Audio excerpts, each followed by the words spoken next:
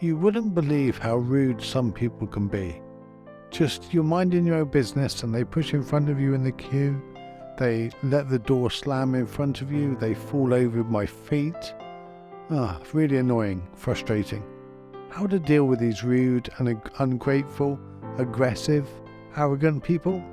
Meddling people in our lives? How do we deal with these? That's today's show. Welcome to Stillness in the Storms, a podcast dedicated to finding peace and calm in the midst of life's challenges. Whether you're dealing with personal struggles, global crisis, or simply the daily stress of modern life, this podcast is here to help you find a sense of balance and well-being.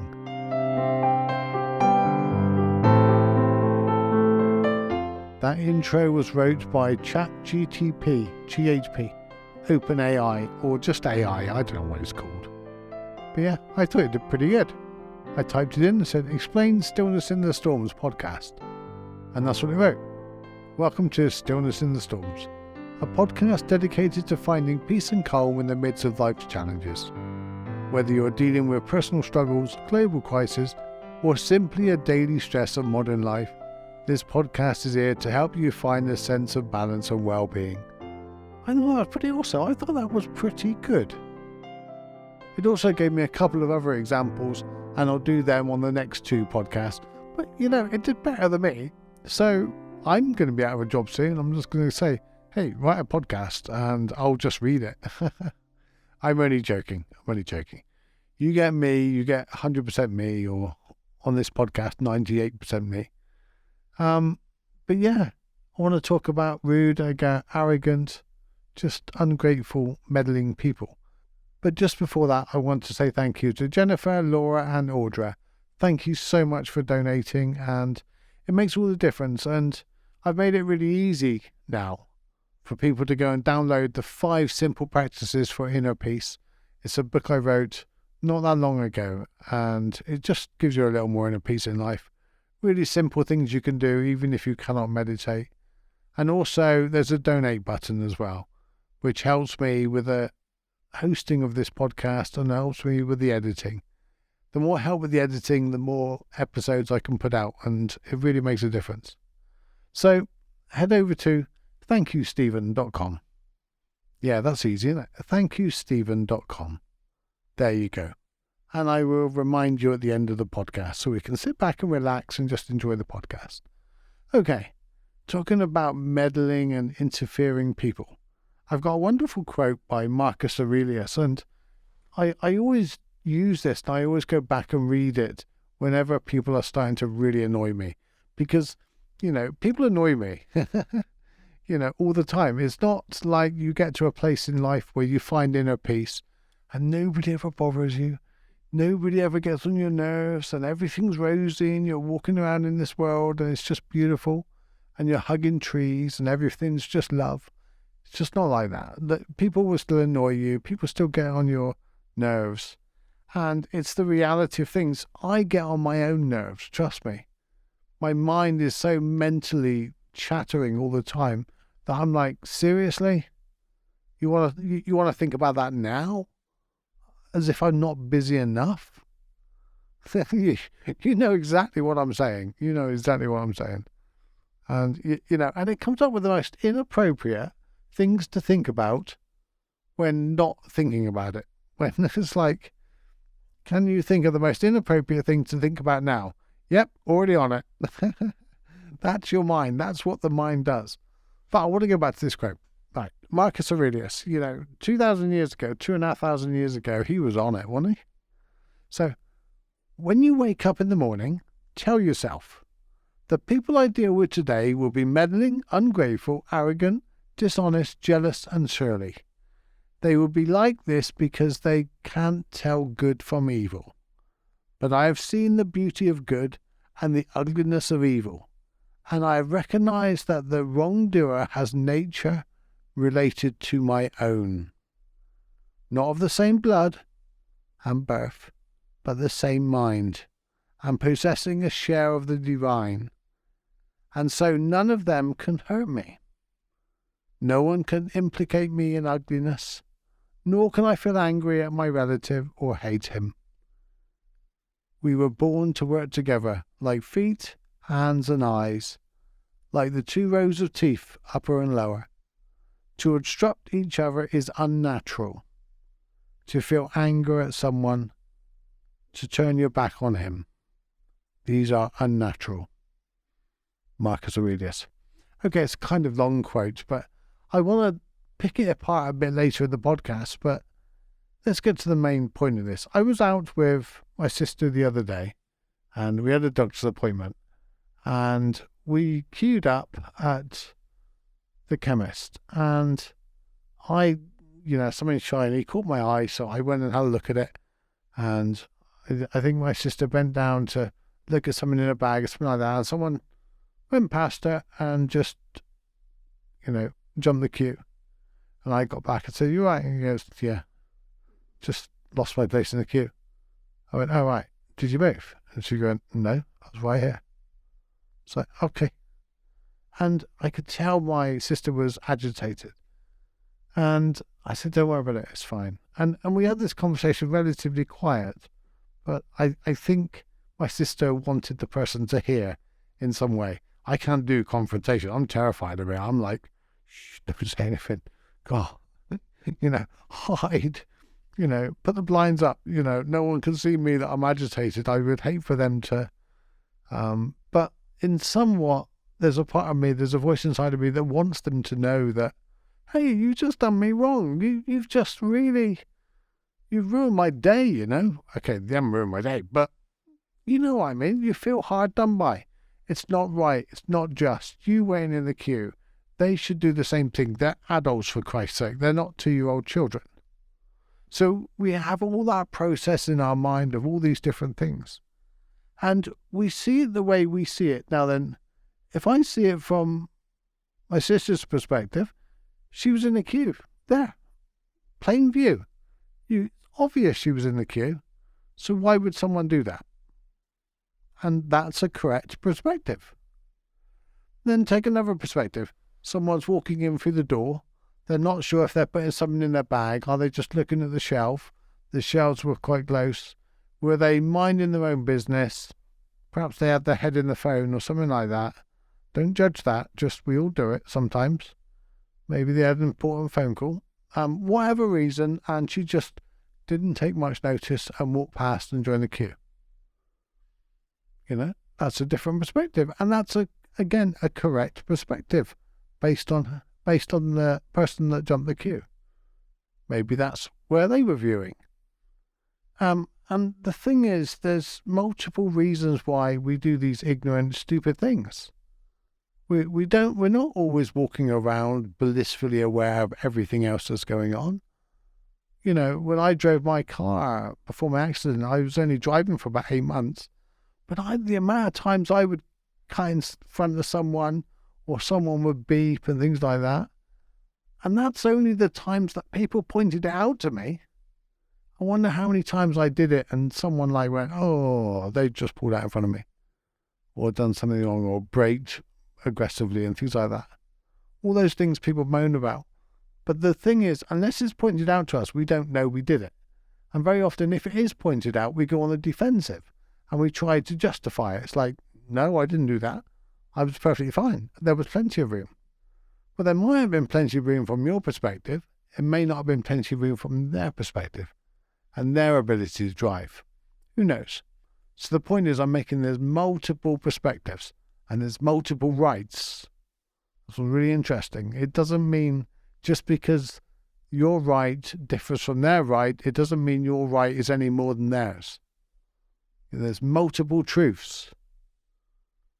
And, and we're talking about opinion here and the way we feel about things. I'm not talking about an absolute truth of, H2O. It's H2O no matter who looks at it. I'm talking about opinionated truths. And if you have an opinion, if you have, I have a truth that I love chocolate chip ice cream. Someone else, and I personally think chocolate chip ice cream is the best flavour in the world. I haven't had every flavour in the world, but I can't see it being beaten. Yeah, that's not a truth for somebody else, but it's the truth for me. So we have multiple truths, multiple perspectives. And so I wanted to get that out of the way to begin with, because that's one way of helping you to realize that, they didn't necessarily get out of bed to be ignorant and rude and jump in front. And very often, most people would be really embarrassed. If you just pushed in front, they go, "Oh my God, I'm so sorry, I didn't realize." I'm not saying say that. I'm just saying, just don't worry about it. And that's the way you deal with it. Just, everybody is just doing their best. Everybody's distracted. Everybody's thinking about other stuff. Everybody's just doing what they're doing, minding their own businesses maybe, or getting into other people's business, whatever we're doing. People are doing what they're doing, and they're not always thinking. And when we remember that, we have a softness. I done a TikTok video the other day about the subtle mind. Just have a softness to it. And one way of explaining that, a good metaphor, is Alan Watts says about the wake of a ship. So a ship goes by, and we all create a wake. Now we can create a wake that's turbulent and up and down and all that everybody's got to hold on to their rafts and try to stay in the boat.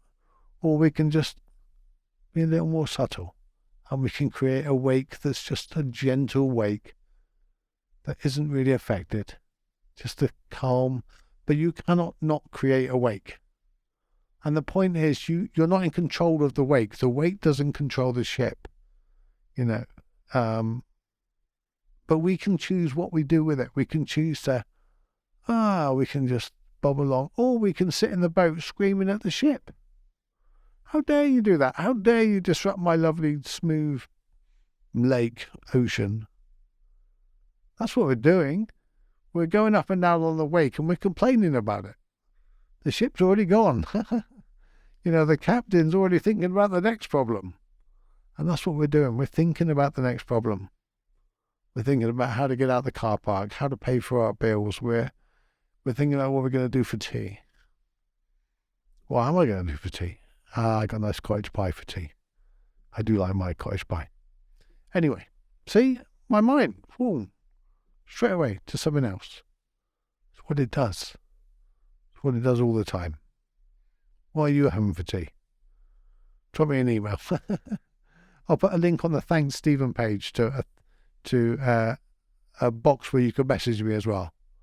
You can either donate, download my 5 simple practices, or you can message me what you're going to have for tea. Don't we live in an interesting world? What a life. So how do we deal with these people? How do we deal with these meddling people, these people that make mistakes? It's first of all, recognize that you make mistakes too. Secondly, it's not personal. They don't know you. They don't care about you. They're not thinking about you. They're just doing their natural thing. How much do you go around when you're walking around the pavement or going around doing things? How much do you consider them? You think you do. You think you do. But how much do you really consider what they're doing? What kind of life they're living at the moment? What kind of morning have they had? How are they feeling? Are they hot or cold? Are they bothered? Are they struggling? Are they being able to pay their bills? How much compassion have you really got for them? And when you have real compassion for them, you can go, do you know what? I don't know their issues. I don't know what they're encountering on a daily basis. They may have jumped in front of the queue. They may have let a door slam on me. They may have been blindsided and walked into my chair, whatever. All these things people do. I don't know whether that morning they got out of bed and they were part of a violent alteration. I don't know whether or not they had the most terrible news 10 minutes before. I don't know if they're struggling to pay their bills or they're living a happy, really carefree life. And that's the truth is we really don't know. And even if we think we know, we still don't know, because we'll see someone's life, even if we know somewhat part of their life, we don't know all of their life. So we might be able to see it and go, do you know what? They've got a lovely partner. They've got a lovely house. I know they haven't got any bills or anything like that. Well, you don't know what they're suffering from otherwise. You don't know if behind closed doors it's really like that. And what one person's dealing with is not what another person deals with on different levels. If someone come and said to me tomorrow, you're going to be stuck in bed for a week, I'll be like, okay, that sucks, but I'll be all right. You say that to somebody else and they're going to freak. You're both stuck in bed. But because I've been stuck in bed, because I've had pressure sores and all that, to me, that's like a walk in the park. To somebody else, that's not. So what we're going through is relative. So have compassion for them. We live in a rude world. We live in an ignorant world. We live in a world that's so busy and so rude and so ignorant that we're all just trying to get to grips with it. Have compassion for yourself too. You make mistakes. On a daily basis, how many mistakes do you make? Just have compassion for yourself. I suppose the best way of dealing with these things is just, I said to my sister when we got out of the car park, I said, why do you let it bother you? And she's right. She said they were rude. It's not right. I agree. Totally agree. But we're now carrying it. Granted, I was one that asked her, but we'll take it with us. We'll phone a friend. We'll post it on Facebook. Okay, my sister doesn't, but that's the kind of metaphor that we do. We carry on the rest of the day and we carry it. A person just made a mistake ignorantly and they didn't even know. Just the same as a car park when someone's in the car and they're trying to get out and they got all those things and that perspective on their mind. Some people find it really hard to drive cars, especially in a car park. And we're like, come on, go, come on, you've got plenty of room.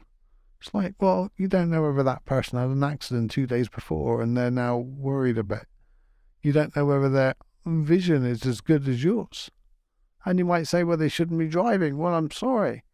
As long as they pass their vision test, they can drive. But I know people that don't have a good spatial awareness and other people that have great spatial awareness, but have downfalls in other ways.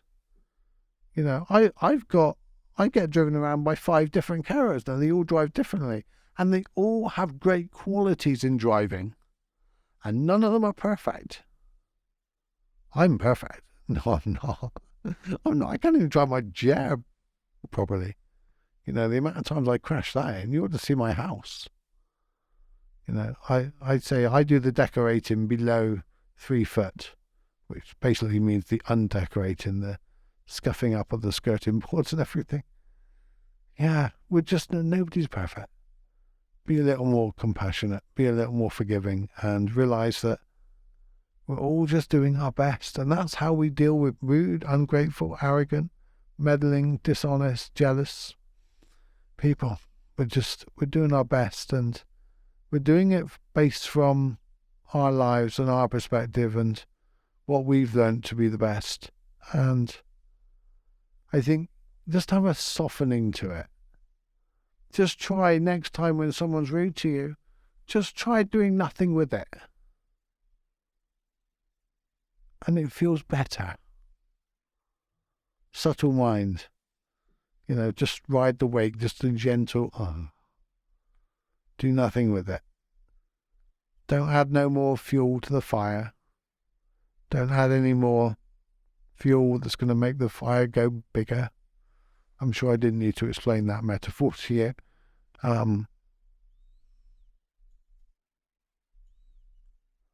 The best revenge is to be unlike him who performed the injury. I always take notice when I'm reading any quotes now, whenever it's like 300 years or plus, it's always him. They very rarely quote her or us or them. It's always him, which is just funny. It's just the time, isn't it? That's the way they wrote. They always wrote about the man, just as if they were the ones that had all the knowledge. It's just a ridiculous world. ridiculous arrogance and ignorance and narcissistic. But that's what it is. Can't change it. Can't go back 2,000 years. We can be entertained by it and bemused by it. We can be enlightened by it, but we cannot change it. That's what's really important. You have the power over your mind, not outside events. Realize this, and you will find strength. You will find strength. I like that. There's so much strength in just being able to stay calm when everybody else is losing it. The best answer to anger is silence. Another quote by him. Brilliant. Marcus Aurelius, one of the great Stoic philosophers from about 2,500 years ago in Athens. He basically lost everything. He lost his boat and everything when he landed in Athens. And he started walking around looking for a positive spin on things. I'm pretty sure that was Marcus Aurelius anyway. Perhaps I'm wrong. Anyway, that's my podcast. How do you deal with meddling, aggressive, rude, arrogant people? If you let them be, have some compassion for them. Just the same as we need to have some compassion for ourselves. They don't mean to be rude. If you point it out to them, they're very often apologetic. Or they get annoyed that you pointed it out because they're actually embarrassed. That's a really important point. And on that really important point, I'm going to say thank you to Jennifer, Laura and Audra for your donations this week. Makes a difference. Thank you.